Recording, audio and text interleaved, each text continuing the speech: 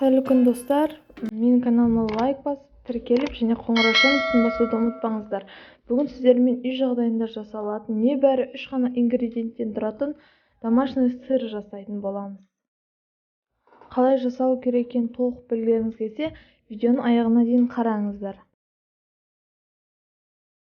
Ең алдымен ыдысымызға піспеген 2 литр сүтімізді құйып аламыз.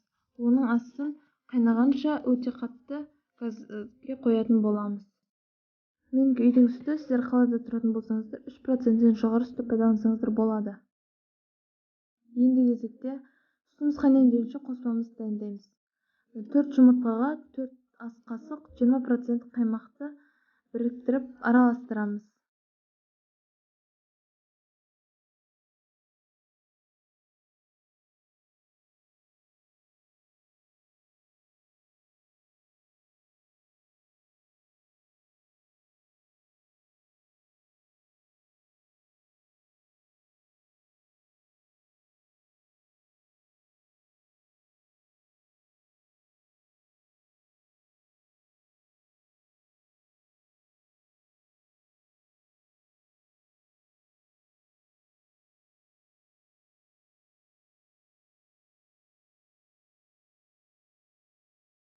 Енді сүтімізге дайын болған қоспамызды қосамыз. Жайлап араластырамыз. Ең бастысы түбі жабысып қалмау керек. Араластырамыз. Содан кейін өзі сары суы бөлініп, ірімшік бола бастайды.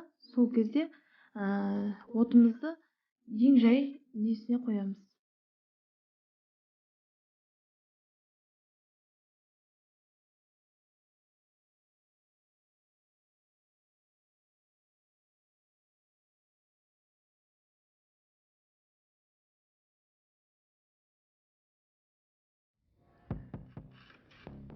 Сүтіміз кішкене қайнап, ірімшік пайда бола бастады.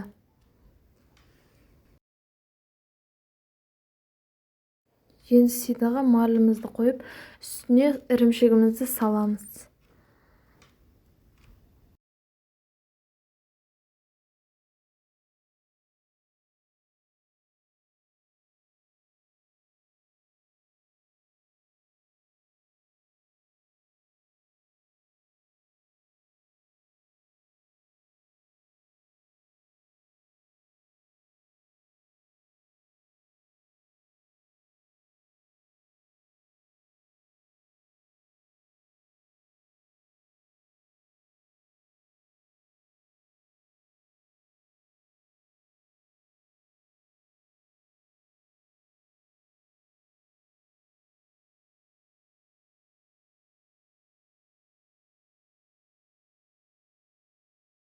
Рецепт ұнаса, менің каналыма лайк басып, тіркеліп қоңыраушаның үстін басуды ұмытпаңыздар. Және де достарыңызбен бөлісіңіздер.